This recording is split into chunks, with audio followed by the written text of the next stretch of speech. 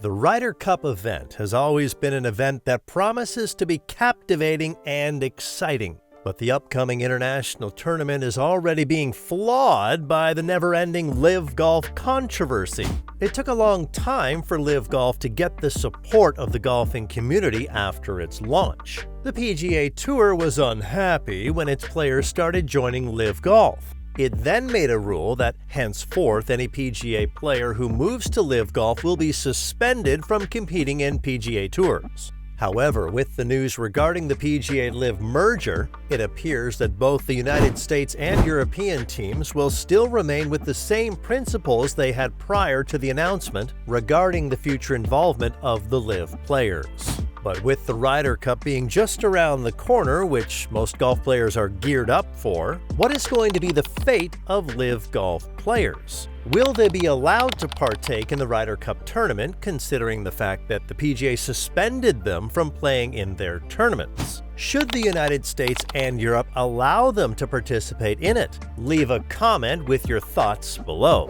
Let's take a look at these controversies in today's video, and make sure you subscribe to the Golf Caddy for all of the inside scoops in the world of professional golf from a former caddy.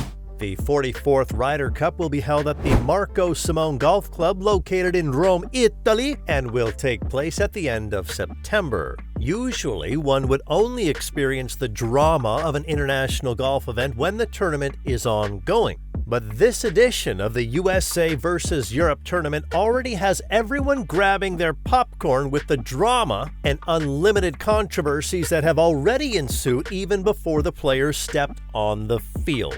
Every 2 years, the Ryder Cup takes place, featuring the 12 best American players taking on the 12 best European players. And while it can be a friendly competition, there has always been controversy and rivalries that come from it. Both teams have ways for players to qualify via a point system or receive a potential captain's pick. Zach Johnson is the captain for the Americans and Luke Donald for the Europeans. Heading into the 2023 Ryder Cup, the issue that sparked the controversies is none other than the question of whether or not LIV Golf defectors who left the PGA Tour for the Saudi-backed tour will be allowed to partake in the upcoming Ryder Cup tournament. Right now, the players that are eligible for the tournament remain uncertain, but in a couple of months, the 12 players for each team will be named. There hasn't been a formal decision from either Team Europe or Team USA regarding the topic, especially since players who defected to LIV Golf were widely believed to be ineligible for the biennial competition. The Ryder Cup is one of the most prominent events in the world of golf. Every golfer out there dreams of the opportunity to compete for their team and country.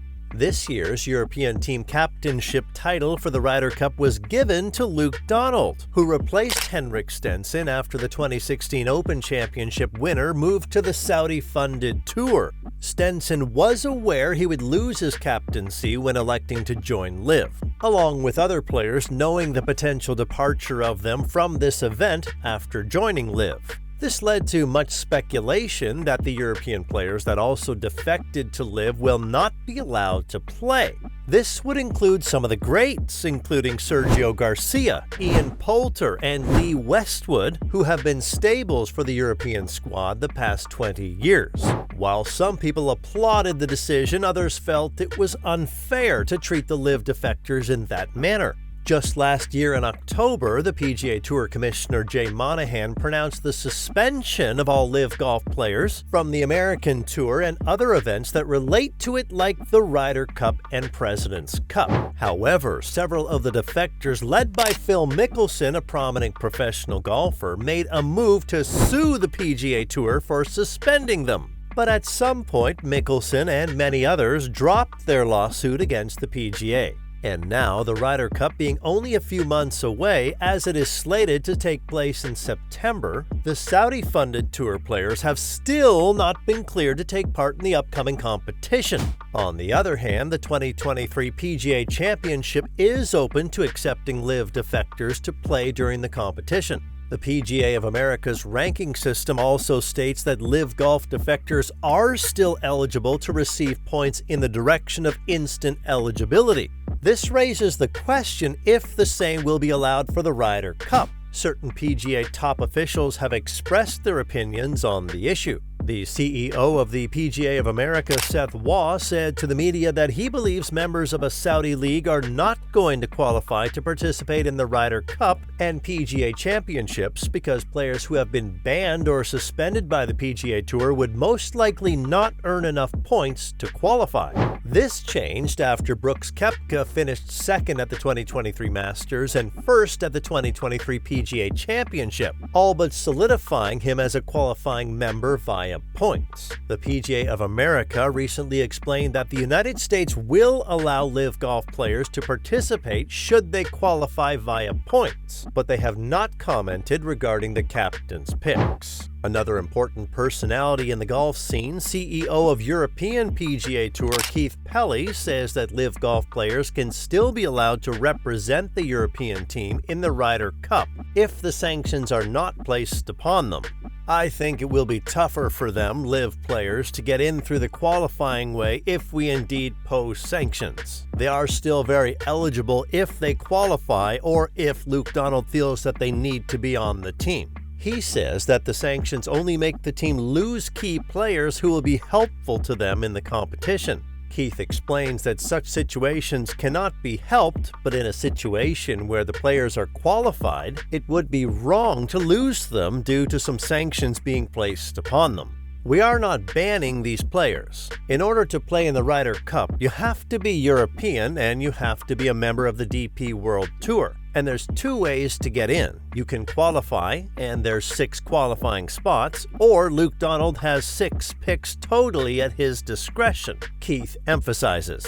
Rory McIlroy's opinion is an interesting one, specifically because he believes that Brooks Koepka should be allowed to join the U.S. Ryder Cup team on merit, even though everyone knows that he is a LIV defector. McIlroy said, "I think Brooks deserves to be on the United States team. I think with how he has played, he is second in the U.S. standings and only played 2 counting events. But McIlroy's decision only covers Koepka, as he still stands his ground that LIV players, apart from Koepka of course, should not be allowed on the European team. I don't know if there is anyone else in the LIV roster that would make the team on merit and how they are playing, but Brooks is definitely a guy that I think deserves to be on the U.S. team." McIlroy finishes. He continues by saying, "I have different feelings about the European team and the other side and sort of how that has all transpired, and yes, I don't think any of those guys should be a part of the European team."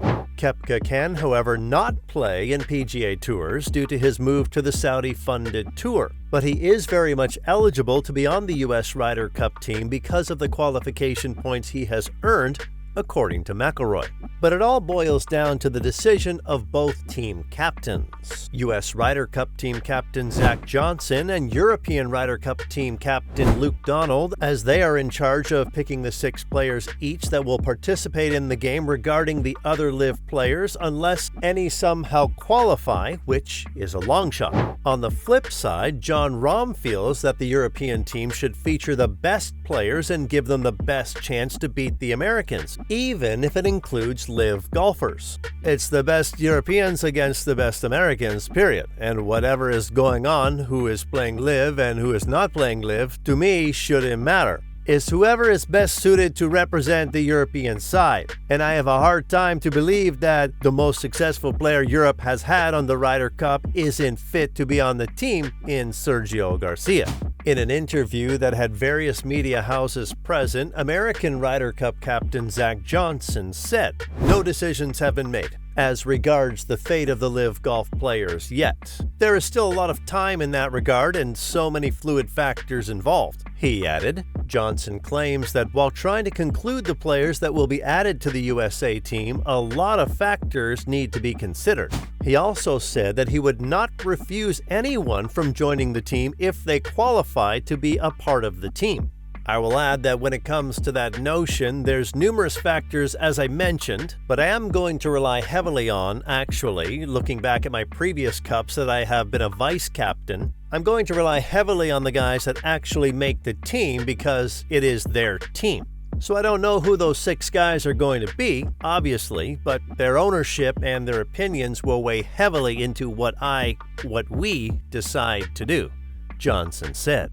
As regards to eligibility, Johnson said, not to get overly in the weeds of all this, but in order to garner Ryder Cup points or be eligible for PGA of America Ryder Cup points and PGA Championship points, you have to be a member of PGA of America. Those individuals that have left the PGA Tour, to my knowledge, are still members of PGA of America. There's a grace period involved there. I don't know the specifics. Johnson's statement, which includes grace periods, sounds like the LIV defectors would be considered after all. To further understand the concept, a PGA of America spokesperson told Golf.com that the PGA of America membership is a requirement to be eligible to participate in the U.S. Ryder Cup event.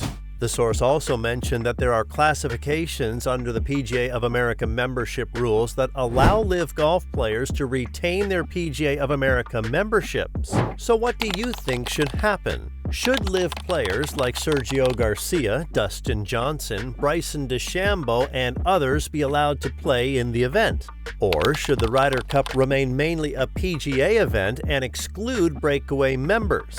Thanks for watching today's video. Kindly like and subscribe to the channel for more videos like this. Don't forget to tap on the bell icon to get notifications for future videos. Feel free to check out other videos from us like the one showing on your screen right now.